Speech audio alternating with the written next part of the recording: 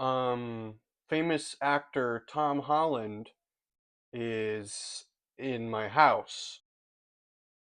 Tom Holland, what are you doing here, man? What brings you here? Okay. Well, anyways, The Odyssey came out and I saw it. All of the build-up to this movie being released was pretty crazy. First, it was rumored that Christopher Nolan would be making some kind of action movie involving helicopters, and then a vampire movie, and then either of them or maybe both at once. But then it was announced that he would not be doing any of that and be doing an adaptation of The Odyssey, which to me sounded like a very interesting departure from what he usually does. And of course, there was this insane cast list of like every celebrity ever. Matt Damon, Zendaya, Robert Pattinson, Anne Hathaway, Tom Holland, and also a bunch of other people. If I'm being honest, just listing all of those people and imagining them in an adaptation of The Odyssey before I've seen this movie kind of sounded ridiculous to me. And apparently people were like complaining that the movie looked bad and saying that it was going to be horrible before the movie even came out. But I think that's mostly just a dumb people on Twitter thing. I, for one, completely avoided looking at anything to do with this movie before I saw it. I was so excited and not wanting to have my experience spoiled at all that I didn't watch the trailers. I didn't look at the things Christopher Nolan was building for this movie. I didn't look at the cast and the costumes. None of it. When the Odyssey trailer played when I went to see a movie in the theater, I closed my eyes and plugged my ears and hummed to myself. I probably looked like a crazy person, but let's be honest, I was already looking like a crazy person anyway. I was so excited for this movie that as much as I attempted to prepare myself to not expect it to be amazing, I would be disappointed if it was anything less than absolutely incredible. And I gotta tell you, man, this movie, it was so good! Holy cow! That's like the best movie I've ever seen! What a picture! What an experience! I've never seen a film this flooring, this jaw-droppingly epic, this mind-bogglingly well made, this powerful on the big screen. I went to see this in IMAX, my first ever IMAX movie I've been to, and I gotta tell you, it was well worth it. I'm not against watching movies on your computer or even your phone sometimes, but I gotta say, it would be idiotic to watch this movie on a small screen like that. This deserves to be viewed in the biggest, loudest, and most immersive way possible. Even if you don't see it in IMAX, like you gotta see it in theaters, because holy cannoli, what a picture! There is so much to talk about with this film, so where do I even begin? I guess you can't really spoil the plot of this movie because the Odyssey is just so ingrained in culture that you probably know how it goes, even if you're an uncultured swine like me who's never read the book. But as usual with a lot of very good movies, I would recommend watching this movie first just so that you can get the coolest experience out of it. Part of what made watching this movie so cool was seeing how they executed certain scenes and what everything looked like and the overall vibe they went with. So, onto the actual movie. When the film began with the words, "In those days there was magic of some sort," or something like that, before going right into it with a guy banging a stick on a table, I was like,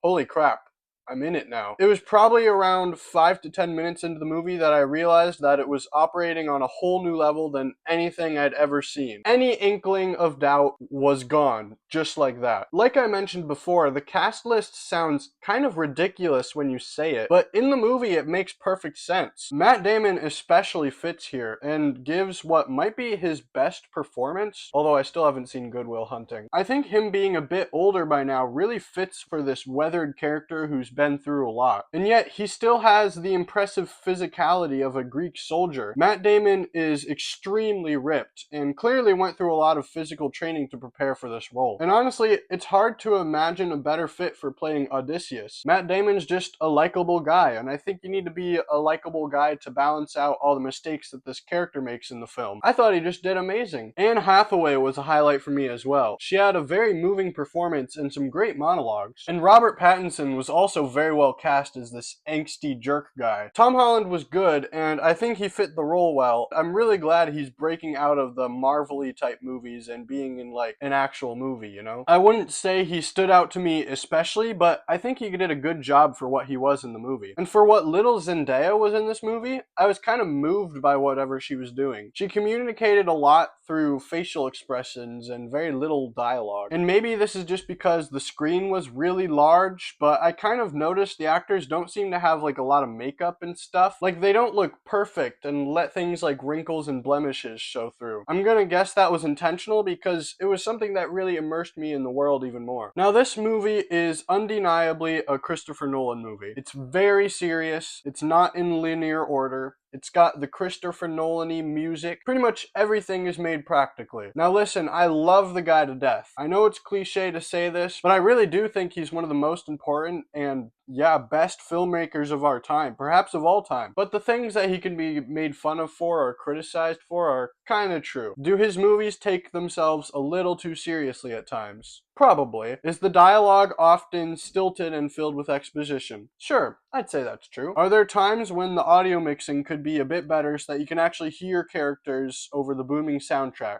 Yeah, I'd say that's fair. I usually just assume that's because I have bad hearing, but I've heard people say that as a criticism, so. But if I'm being honest, I don't think those are even issues in this film. Weirdly, I think Christopher Nolan's style really works in this ancient Greece setting. I feel like the overall seriousness and formality of his movies kind of applies to this setting better than like anything else he's made. And since there's not really any scientific concepts to explain, there's no point where the dialogue feels exposition-y or like a science lesson. Once again, I don't really mind these parts in Christopher Nolan movies. I feel like in this, it's just even less of an issue. As for the sound, there were only a few times where I remember having trouble hearing the characters. Even with the soundtrack and big booms literally reverberating throughout my body, I don't think there was a lot of dialogue that flew over my head. And I'm bad at hearing things, so that's cool. Speaking of the soundtrack, Ludwig Göransson once again did pretty amazing. Earlier this year, I said that one of the few good things about Mandalorian and Grogu was Ludwig's score. Well, with this, he was trying in a movie that was also trying. The music is so tense and ever-present, adding to the overall coolness. And Christopher Nolan's non-linear way of storytelling really works for this story, I feel like. I love how it's structured, with Tom Holland looking for his dad, while we see Odysseus on Calypso's island, slowly remembering everything that happened. I thought it made for a very effective and far more interesting way to go about telling the story than it just happening in linear order. And the flashback scenes are like just the length of time that they need to be. They never feel like they go on too long or that they end too quickly. Each one is a really cool mini adventure on its own and adds a piece to the overall puzzle. The scene where they were in the cave with the sheep and they heard some big booms, I knew that we were like about to see the Cyclops, and the build up to it showing up was so cool and suspenseful. And when it finally came out of the shadows, it was real. Like, it was terrifyingly real. Obviously, I know in the back of my head that it's an animatronic, but it looked and felt like a thing that actually existed. And the scene was so well executed, so tense and scary. When the Cyclops cried out in pain after getting stabbed in the eye, I felt that deep down. And there are so many other parts that are just as good. The scene where they eat the witch's food and get turned into pigs is so gross and weird in a good way. And when they turned into animals, it's obviously somehow done practically. And you see just enough, but not like the whole thing, and it makes for a really effective scene. Everything is just so well shot, and the story is flowing so perfectly that it's always captivating. Each scene is Christopher Nolan just pushing himself to the limit. Every shot, every creature, every set piece. It's so immersive and impressively made. I don't think there's a single time where I was taken out of the movie even a little bit, because every little thing looks like it actually exists. There's no CGI. There's no green screens. They actually filmed on the ocean. They actually got amazing looking shots of the horizon and the sunset. This movie looks so good.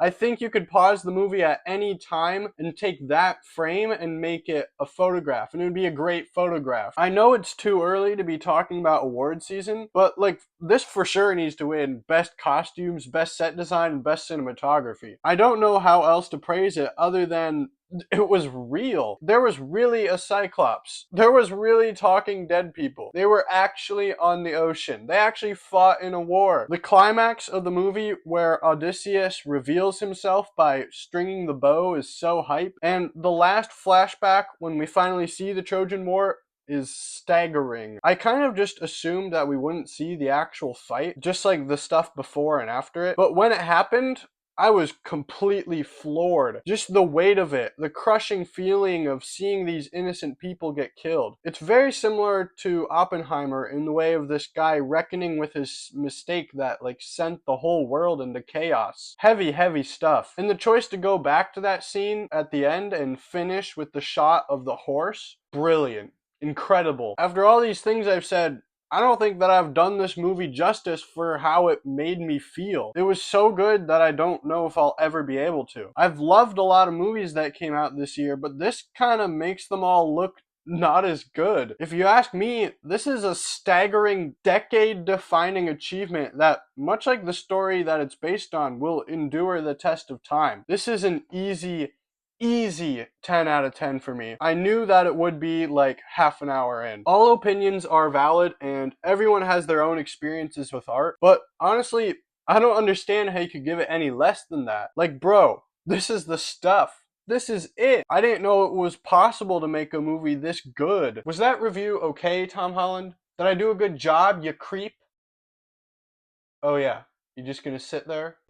Hi, I'm Tom Holland. Oh, so you can talk now. My name is Thomas Stanley Holland. You may know me as in such movies as Uncharted, Spies in Disguise, and Cherry. What?